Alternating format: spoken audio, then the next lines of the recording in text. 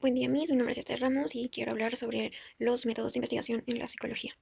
En primer lugar, definamos psicología etimológicamente, que significa el estudio del alma, que fue acuñada o aludida por Aristóteles, quien va a ser el padre de la psicología antigua. Este nos habla de que el alma va a ser inseparable del cuerpo. La palabra psicología en la época contemporánea va a ser utilizada por, pioneramente por Christian Wolff, quien va a diferenciar la psicología en psicología empírica y psicología racional. La psicología empírica se basaba en todo saber previo, es decir, que tenga todo que ver con la experiencia. En cambio, la psicología racional va a utilizar fenómenos psíquicos en grados del uso de la razón. En 1879 va a ser que la psicología se va a convertir en ciencia, gracias a Wilhelm Wundt, quien creó el primer laboratorio experimental.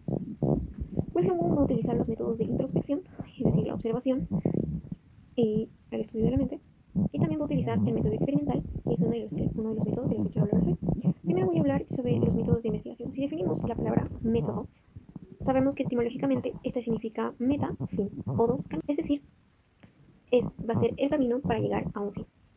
Los métodos de investigación van a ser divididos en tres, los cuales van a ser utilizados por los psicólogos no solo de manera individual, también pueden utilizar los tres en una sola investigación. Estos son el método experimental, el método correlacional y el método descriptivo. En primer lugar tenemos el método experimental, que ya mencionamos anteriormente, era utilizado por Wilhelm Wundt para sus experimentos. El método experimental va a tener como objetivo estudiar el comportamiento de uno o más factores a través de asignaciones, es decir, a través de la causa y el efecto, los cuales también van a ser llamados variable independiente o variable dependiente, y se va a medir si hay manipulación entre estas variables. Un ejemplo de método experimental sería el caso de la prisión en Stanford o también el caso de la prisión en Zimbardo. Zimbardo, ¿por qué? Por el psicólogo que realizó este método experimental. Este método experimental va a consistir en el que el psicólogo quería demostrar el caso de obediencia y cómo es que cambiaba el comportamiento de las personas a través de roles.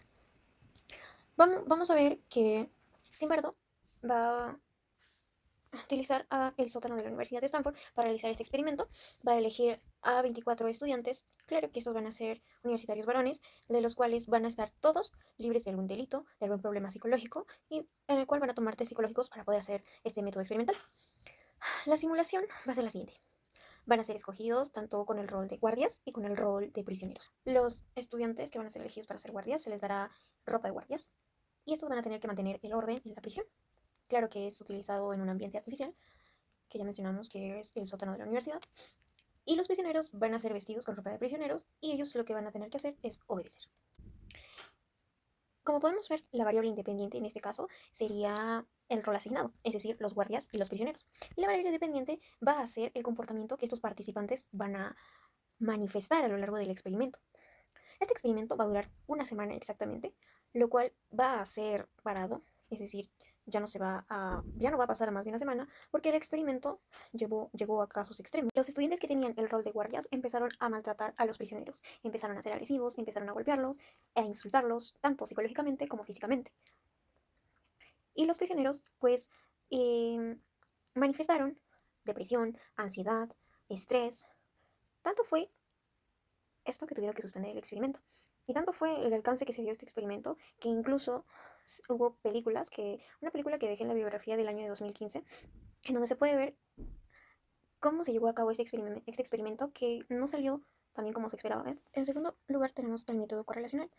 Este nos va a decir o va a detectar las relaciones naturales entre dos o más variables, estableciendo una relación no causal, es decir, no va a haber causa ni efecto. Solamente va a haber una relación entre ambas variables, bien ambas van a aumentar o ambas van a disminuir. El ejemplo que tenemos aquí, por ejemplo, es una relación directa y una relación indirecta, entre la cual no se va a buscar la causa y el efecto, sino vamos a ver una relación. Por ejemplo, si una persona hace actividad física, si es buena en las actividades físicas, ¿qué es lo que va a aumentar? Su bienestar psicológico, su bienestar mental. En cambio, si esta persona hace actividad física mínima, su bienestar psicológico va a ser también mínima, ya que al no hacer actividad física, el nivel de estrés, el nivel de depresión aumenta. En tercer lugar, vamos a tener el método descriptivo. Este método, como su mismo nombre nos dice, va a observar, va a registrar la conducta o el comportamiento del ser humano para luego poder interpretarlo. Vamos a tener 3 procedimientos. El primero va a ser la observación. La observación puede basarse en 3 fases. Primero, la introspección. La introspección va a ser la observación hacia mí mismo, cómo es que me comporto, qué es lo que yo hago. Luego tenemos la extrospección, en el que se va a hacer una observación en un ambiente artificial, es decir, va a haber manipulación del psicólogo o del investigador. Y por último, la observación natural, en el cual no va a haber manipulación absoluta de un psicólogo, es decir, se va a dar en el ámbito natural, solamente se va a utilizar la cámara Gesell y el estudio del comportamiento de las personas va a ser de manera natural, es decir, no van a saber que le van a estar grabando ni nada por el estilo.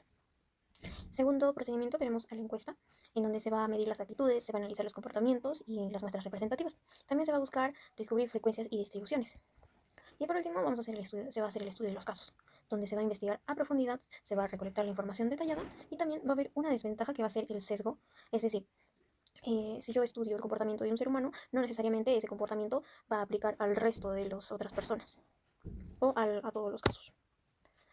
Como ejemplo, en método descriptivo y en el estudio de los casos tendríamos el caso de Phineas Gage, quien va a ser muy famoso porque este hombre va a sufrir un daño cerebral severo y va a ayudar a que los psicólogos o los investigadores sepan que la parte frontal del cerebro es muy importante para el funcionamiento de algunos comportamientos en el ser humano. En este caso, este hombre, Phineas, era un trabajador, un obrero, que por culpa de una bomba se le incrustó un fierro en su lóbulo frontal, atravesando incluso su ojo. Este hombre tuvo la suerte de sobrevivir, incluso fue cargado en una camilla por 25 minutos hasta ser llevado a un médico. En esa época los médicos creían que Phineas se había recuperado totalmente, ya que podía comunicarse normalmente con las personas, o eso es lo que ellos veían. Sin embargo, los estudios posteriores se dieron cuenta de que ya no era la persona que era antes, ya no era una persona tranquila, ya no era una persona pacífica, sino que este se había convertido en una persona muy agresiva. Cuando iba a comunicarse con sus vecinos, les gritaba de cualquier cosa, los golpeaba y ya no volvió a ser la misma persona de antes. Para terminar, los métodos de investigación en la psicología van a ser importantes y fundamentales, ya que gracias a estos la disciplina va a avanzar y las evidencias van a ser explícitas, van a tener una base y no van a ser basadas solo en suposiciones, es decir, van a tener un método científico, lo cual va a ser importante porque gracias a estos 3 métodos los psicólogos van a poder observar, explicar, predecir y modificar todo el comportamiento humano de manera sistemática y de manera objetiva.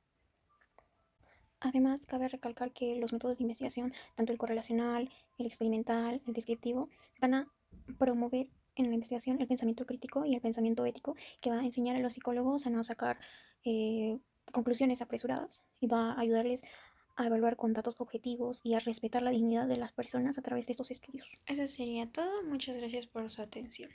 2000 years later. La palabra psicología va a ser utilizada por primera vez por el gato en psicología experimental y psicología racional. La psicología, creo que dije experimental,